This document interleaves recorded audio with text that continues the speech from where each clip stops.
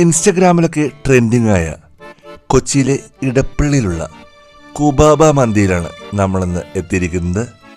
മജ്ലിസ് സൗകര്യവും അതിവിശാലമായ ഡൈനിങ് സ്പേസുമാണ് കുബാബയിൽ ഒരുക്കിയിരിക്കുന്നത്. കുബാബയിലെ മന്തി കഴിക്കണമെങ്കിൽ ഏകദേശം ഒരു 20 മിനിറ്റൊക്കെ വെയിറ്റ് ചെയ്യേണ്ടി വരും. അത്രയ്ക്ക് തിരക്കാണ്.